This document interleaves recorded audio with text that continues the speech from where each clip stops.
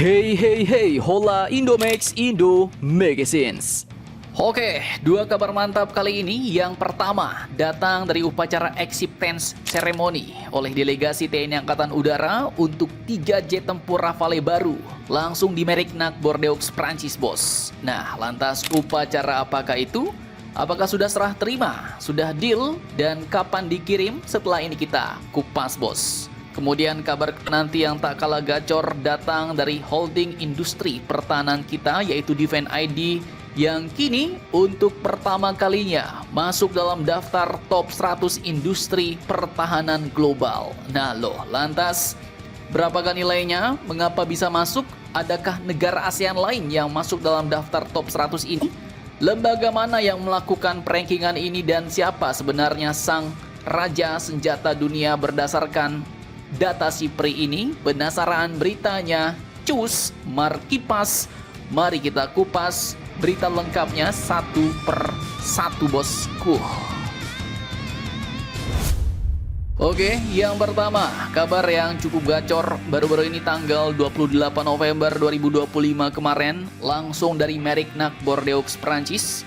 Sejarah baru kekuatan udara Indonesia resmi dimulai, bos. Wakil Kepala Staf Angkatan Udara yaitu Marsdia TNI Teddy Rizali Hadi mewakili Kasau hadir langsung di markas produksi Dassault Aviation untuk mengikuti acceptance ceremony alias serah terima awal dari 3 pesawat tempur Rafale pertama milik TNI Angkatan Udara di hadapan para eksekutif Dassault, Safran, dan juga perwakilan Thales. Nah, mungkin ada yang bertanya nih, Min, jadi acceptance ceremony itu apa, Min? Oke, jadi berdasarkan apa yang Mimin baca selama ini, ya dalam dunia militer, terutama untuk alutsista besar seperti jet tempur, kapal perang, ataupun helikopter, acceptance ceremony ini adalah tahap penting, bos, sebelum barang dikirim ke negara pemesan. Nah, kegiatan ini biasanya mencakup pemeriksaan fisik pesawat, verifikasi dokumen kelayakan terbang, pengecekan sistem avionik dan senjata, tes fungsi utama, dan yang paling penting adalah persetujuan bahwa pesawat sudah memenuhi kontrak.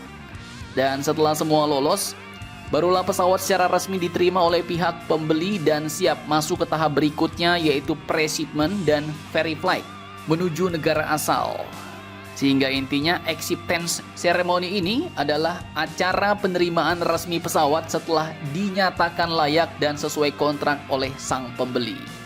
Makanya dalam siaran pers pada acara ini seluruh aspek pesawat pun diperiksa, mulai dari pemaparan teknis sistem senjata, pengecekan fisik badan pesawat, dokumen kelayakan terbang, hingga pembahasan logistik, pemeliharaan, dan sustainment jangka panjang. Semua dilakukan dengan detail dan presisi, bos. Dan ini dia bintangnya, yaitu 3 Rafale dual seater dengan kode T0301, T0302 sampai dengan 0303. Dan seperti yang kita tahu ya, kode T ini artinya sekarang adalah kode untuk pesawat tempur, bos. Sementara angka 03 menunjukkan jenis pesawat, dalam hal ini adalah jet tempur Rafale, dan 01 sampai 03 adalah nomor urut produksinya. Disebut bahwa ketiga pesawat ini dijadwalkan bakal diterbangkan dari Prancis ke Indonesia pada Januari 2026.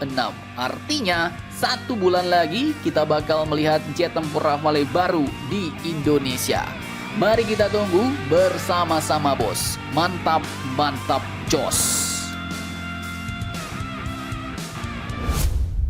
Oke, lanjut kabar kedua datang dari Defense ID yang kini ternyata telah masuk dalam urutan 100 industri pertahanan terbesar di dunia menurut data SIPRI, bos. Nah, mungkin ada yang belum tahu nih dengan SIPRI.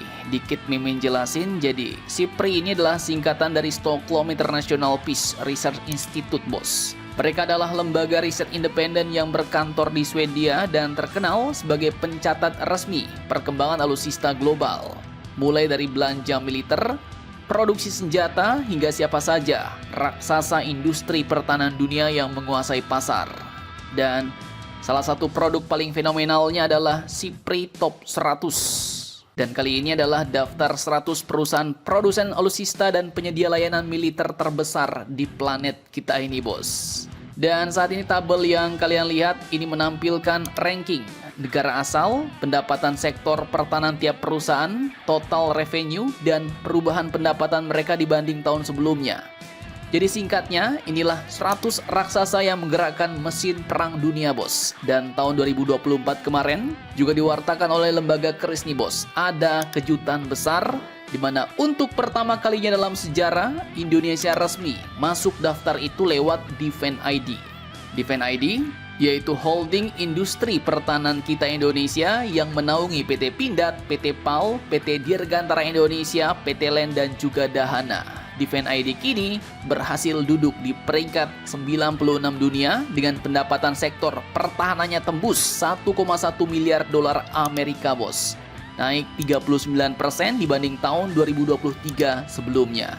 Nah, dalam laporannya SIPRI pun menilai bahwa lonjakan ini terjadi karena konsolidasi industri pertahanan nasional lewat pembentukan Defense ID, bos. Kemudian juga ada peningkatan besar-besaran pengadaan alutsista buatan dalam negeri dan juga ada perluasan ekspor persenjataan Indonesia.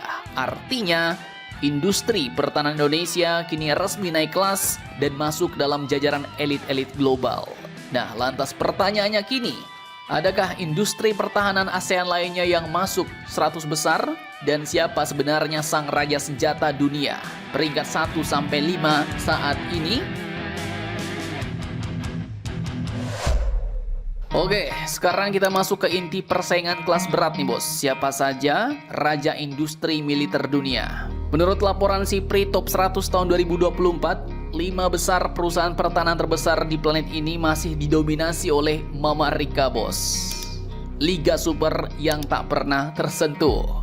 Peringkat pertama ditempati oleh Lockheed Martin dari Amerika, raksasa yang pendapatan militernya tembus 56 miliar dolar.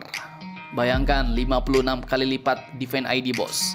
Dan mereka inilah otak di balik F-35, sistem senjata HIMARS, dan sederet alutsista yang selalu viral di setiap konflik global. Kemudian nomor 2 masih dari Amerika, yaitu RTX atau Raytheon Technologies. Dengan pendapatan lebih dari 43 miliar dolar, mereka adalah spesialis segala jenis rudal dari Patriot sampai AMRAAM.